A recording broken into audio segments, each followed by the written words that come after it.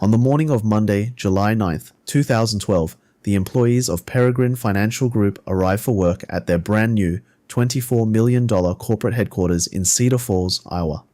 The building was a marvel of modern architecture, a gleaming, eco-friendly fortress of glass, cork, bamboo, and natural stone, designed to minimize emissions and maximize corporate prestige. But the man who built it was not inside. In a wooded area just next to the headquarters, a silver Chevrolet Cavalier sat idling. Inside the car, the doors were locked, the windows sealed, and a plastic tube snaked from the vehicle's exhaust pipe directly into the passenger side window. When emergency crews finally smashed their way into the vehicle, they found the 64-year-old founder, sole owner, and chief executive officer of PFG, Russell Wassendorf Sr., slumped behind the wheel, incoherent, with a bottle of vodka nearby and 2 months' worth of sleeping pills dissolving in his stomach. He was rushed to the University of Iowa hospital in a coma. But what investigators found left behind in the car, and later, sitting on the desk of his son's office, would send shockwaves through the global financial system. It was a 4-page, meticulously typed confession letter. It did not just explain why a millionaire CEO wanted to end his life. It detailed exactly how he had orchestrated one of the longest-running, most brazen financial crimes in American history. For 20 years, under the noses of federal regulators, independent auditors, and his own family, Russell Wassendorf had been living a spectacular lie. He had systematically stolen hundreds of millions of dollars from the men and women who trusted him with their life savings. He had financed a private jet, a lavish estate, an Italian restaurant, and a massive corporate empire, all using money that did not belong to him. And he had done it all using nothing more than a rented post office box, a cheap desktop scanner, and Adobe Photoshop. This is the story of how an ego deemed too big to fail engineered an illusion of staggering proportions. It is a story of catastrophic institutional blindness, of blind trust placed in a single man, and of a $200 million mirage that evaporated the moment a computer algorithm was finally asked to verify the truth.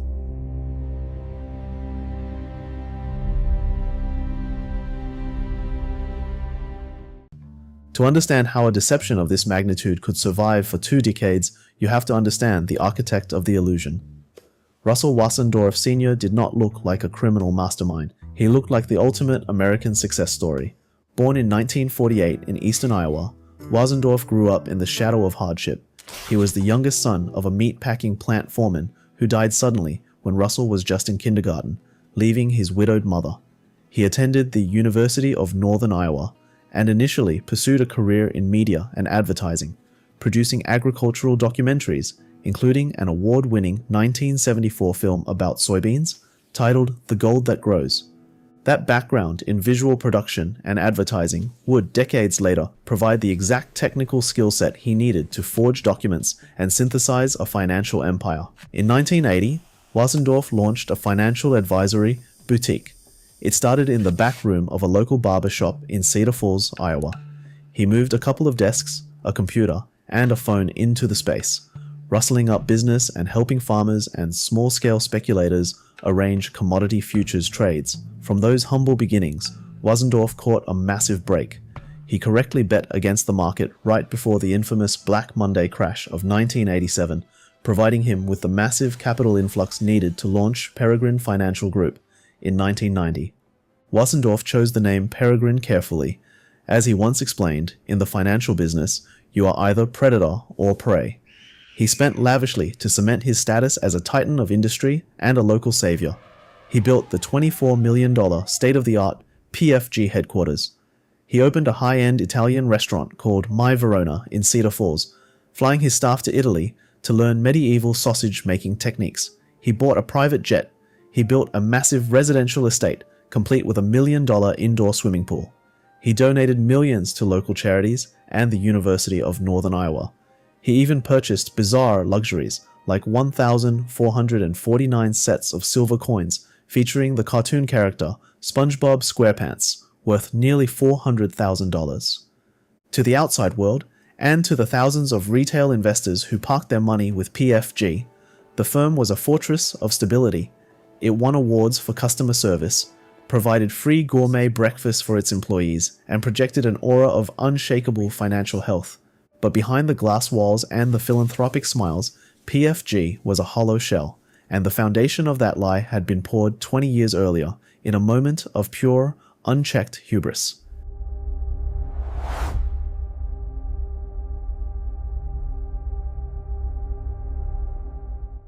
The rules governing the futures and commodities markets are built around one sacred, inviolable principle: segregation.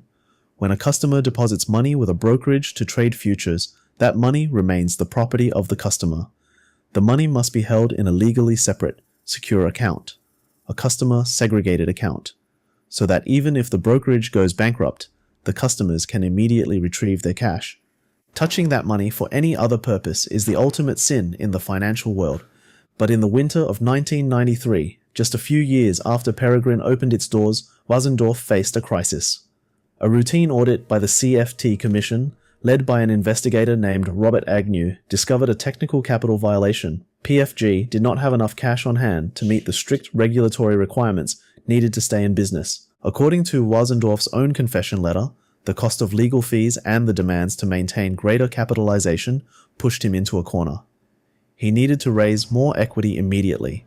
He faced a binary choice: declare bankruptcy and admit that his financial venture had failed, or cheat. As Wasendorf later wrote in his chilling confession, "I was forced into a difficult decision. Should I go out of business or cheat? I guess my ego was too big to admit failure, so I cheated." Wasendorf decided to dip into the sacred customer segregated funds held at an outside bank, quietly siphoning off at least $250,000 to cover his firm's operational shortfalls. So he initiated a cover-up. Using a simple office copy machine, Wasendorf physically doctored the firm's bank statement. He pasted a fake, inflated balance over the real numbers, photocopied the document so it looked authentic, and handed it to his internal accounting department. The accountants, completely unaware of the manipulation, used that fake bank statement to prepare the official financial reports sent to the federal regulators. The regulators looked at the reports, saw that PFG had plenty of capital, and moved on. Wasendorf had survived, but the seal was broken. He realized just how easy it was to manipulate the numbers. As the years went on, PFG expanded, acquiring other struggling brokerage firms, growing its client base, and incurring massive, hidden business losses. Instead of fixing the business, Wasendorf just kept stealing. He stole to keep the firm afloat. By the time of his attempt, he had drained more than $200 million from his own customers. But as the deficit grew from thousands to millions, a simple copy machine was no longer enough. Wasendorf had to build a foolproof, impenetrable system to ensure that no one, not his employees, not the banks, and certainly not the federal auditors, would ever see the truth.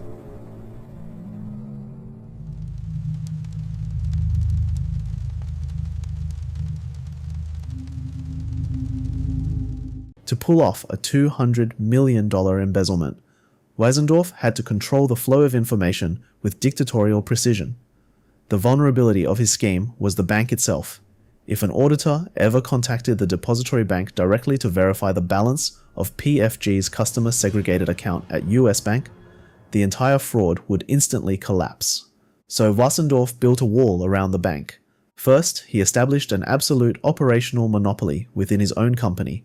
He decreed that he, and only he, was allowed to open any mail arriving from US Bank.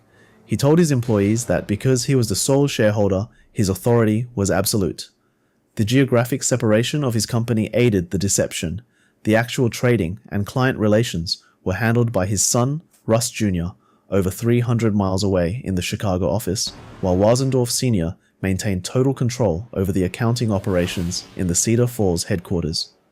But Wasendorf knew that during annual exams, auditors from the National Futures Association would demand independent verification. To defeat this, in 2006, Wasendorf went to the local post office in Cedar Falls and rented P.O. Box 706. He then manipulated PFG's internal documents to falsely list P.O. Box 706 as the official mailing address for US Bank. The trap was set. When NFA auditors prepared to verify PFG's cash reserves, they looked up the bank's address in the files Wasendorf had provided. The auditors then dutifully placed their confirmation request into envelopes and mailed them to P.O. Box 706. Wesendorf would simply drive to the post office, unlock the box, and retrieve the mail. Back in his private office, he went to work. As technology evolved, so did his forgery. He abandoned the copy machine and turned to Adobe Photoshop, Excel, high-resolution scanners, and professional-grade laser and inkjet printers. Wesendorf would scan an authentic US bank document, which might show a true balance of barely $5 million. Using Photoshop and Excel, he would digitally erase the real numbers and type in whatever amount the regulators were expecting to see, often inflating the balance to over $200 million. He would forge the signature of a US bank officer, place the fraudulent document into a return envelope, and mail it straight back to the NFA. As Wesendorf boasted in his note, it was relatively simple to deceive the regulators during the annual audits since their audit procedures are so completely predictable. To the regulators, the paperwork looked flawless. The NFA auditors were checking boxes and matching numbers, completely oblivious to the fact that they were engaged in a closed-loop conversation with the very man they were supposed to be investigating. Despite PFG being a massive financial entity holding hundreds of millions in customer assets, Wesendorf deliberately selected a tiny, one-person accounting firm to conduct the company's external audits. Operating out of a residential home in Glendale Heights, Illinois, the solo auditor, Jeannie Varaja Snelling, repeatedly signed off on PFG's financials. She failed to identify that Wesendorf had exclusive, unchallenged control over the customer's segregated accounts, a glaring material inadequacy in internal controls that violated fundamental auditing standards. Just like the infamous Bernie Madoff, who also used a tiny, unknown audit firm to shield a multi-billion-dollar Ponzi scheme, Wesendorf utilized the illusion of an independent audit to keep federal watchdogs at bay. Meanwhile, US Bank, the institution actually holding the funds, was treating the sacred customer segregated account as if it were Wesendorf's personal piggy bank. According to subsequent civil lawsuits filed by the CFTC, the bank knowingly allowed Wesendorf to transfer millions of dollars out of the segregated customer account to pay for his private jet, his restaurant, his divorce settlement, and to serve as collateral for a $6.4 million construction loan for his new headquarters. The system was broken at every conceivable level. The external auditor was blind, the depository bank was accommodating the bleeding of assets, and the federal regulators were communicating with a fraudulent post office box. But no deception, no matter how meticulously constructed, can account for the element of human error. And in 2011, Wesendorf's empire almost came crashing down due to a simple administrative mistake.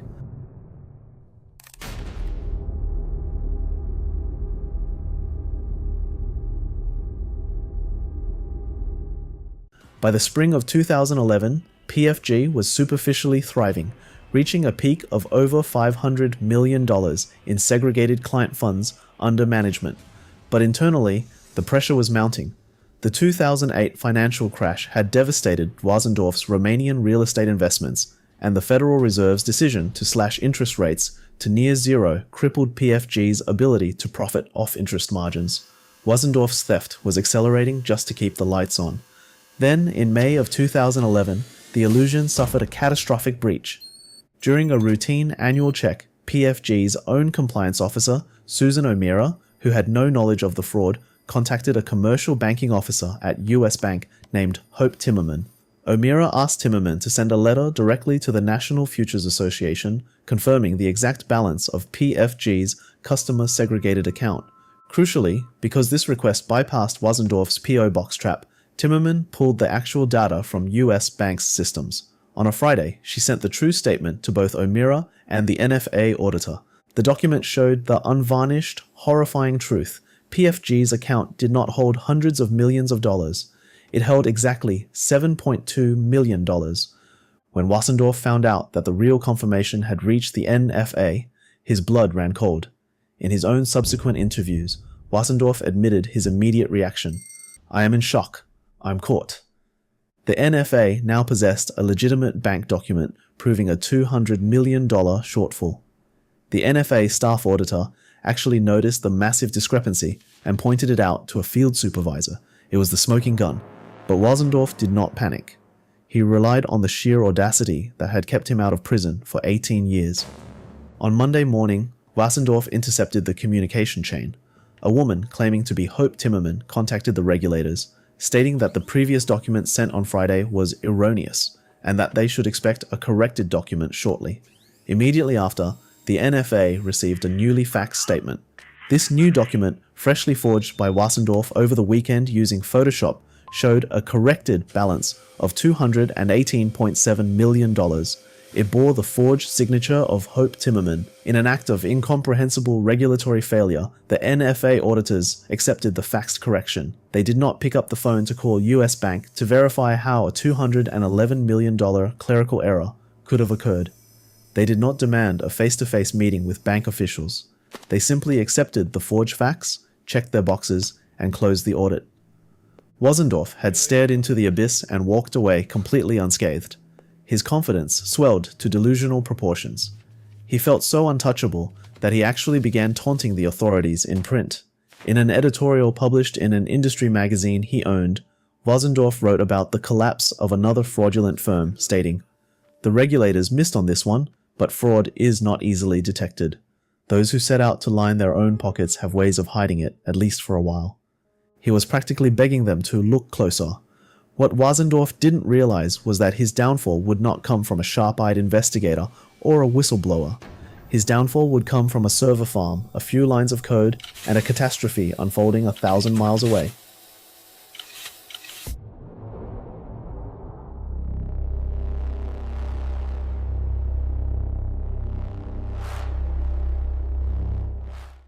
On October 31st, 2011, the financial world was rocked by the collapse of MF Global, a massive futures commission merchant led by former New Jersey Governor John Corzine. In a desperate attempt to cover losses from highly leveraged sovereign debt trades, MF Global unlawfully dipped into its own customer-segregated accounts. When the dust settled, over $1.6 billion of customer money had vanished. In a state of absolute panic, the NFA realized they could no longer rely on paper confirmations mailed back and forth between brokers and banks.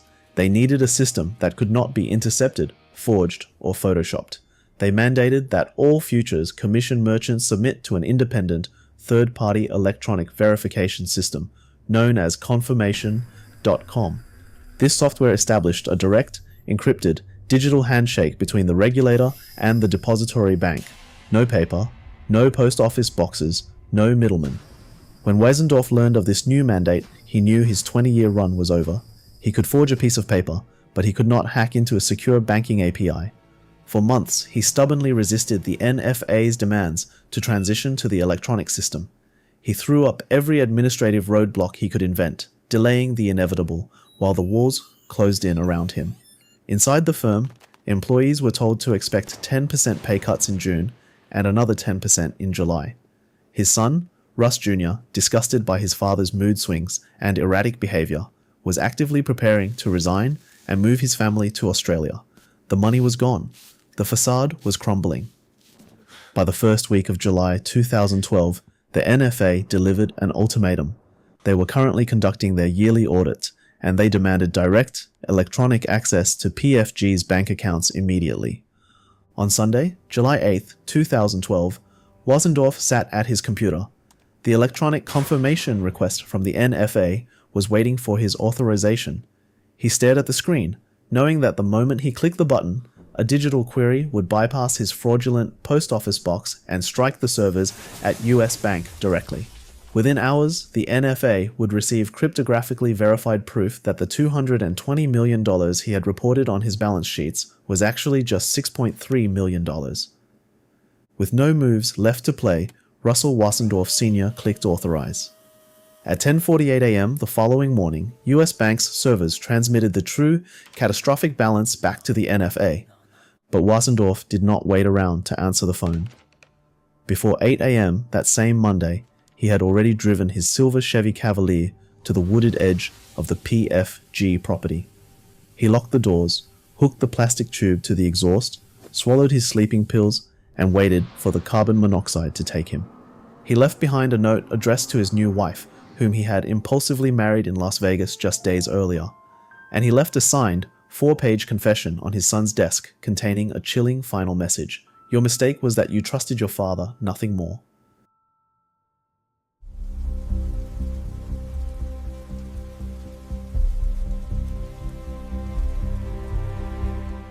The discovery of Wasendorf's comatose body triggered an absolute freefall.